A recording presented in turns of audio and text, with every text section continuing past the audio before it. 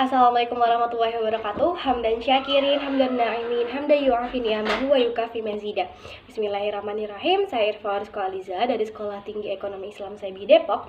Insya Allah pada kesempatan kali ini akan menjelaskan tentang perbedaan syarat mu'allaq, syarat mudhof, dan juga syarat muqayyad dalam akad.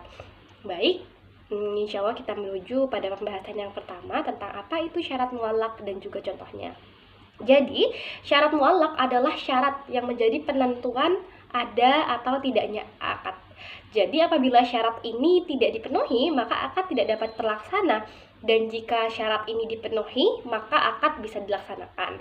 Contohnya adalah misalnya, saya akan menjual rumah ini jika suami saya setuju. Nah, apabila suami dari si ibu yang akan menjual rumah ini menyetujui rumahnya akan dijual, maka akad boleh dilaksanakan. Apabila suaminya kemudian tidak menyetujui, maka akad harus dibatalkan. Yang kedua adalah syarat tambahan atau syarat mudhof. Nah, syarat ini adalah setiap syarat yang bertujuan untuk menunda konsekuensi hukum akad hingga beberapa waktu yang ditentukan oleh pihak-pihak akad. Jika syarat ini tidak ada, maka konsekuensi terhadap waktu tersebut itu juga tidak ada dan tidak harus dikerjakan.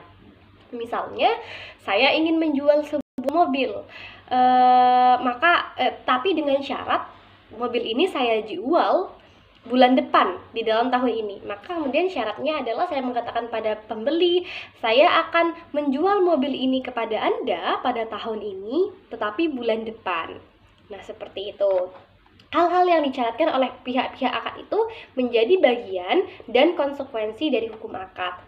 Kemudian yang terakhir adalah syarat muqayyad, yaitu hal-hal yang disyaratkan oleh pihak-pihak transaksi atau pihak-pihak yang ada di dalam akad, tetapi untuk menjadi bagian dari akad. Nah, syarat-syarat ini tidak berlaku apabila tidak disyaratkan dan tidak disepakati dan disebutkan oleh pihak-pihak akad ketika akad berlangsung, karena ini bukan bagian dari tujuan akad. Nah, contohnya seperti saya menjual rumah ini jika saya diizinkan tetap tinggal di sini selama 1 minggu misalnya. Nah, penjual ini mensyaratkan agar ia sebagai penjual masih dapat memanfaatkan barang yang dia jual dalam waktu tertentu. Nah, syarat penjual bisa memanfaatkan barangnya ini bukan dari tujuan akad, bukan. Nah, tapi apabila ini disepakati oleh pembeli, maka syarat itu boleh dikerjakan dan diizinkan. Tetapi akad jual beli ini tetap berlaku dan objek jual itu telah menjadi dimiliki oleh si pembeli sejak objek akad itu diserah terimakan. Tapi kemudian jika pada akhirnya pembeli mengizinkan si penjual masih mendapatkan manfaat selama seminggu misalnya untuk menempati rumah ini, maka hal itu tidak dilarang ketika telah dibicarakan pada awal akad. Mungkin itu saja. Wassalamualaikum warahmatullahi wabarakatuh.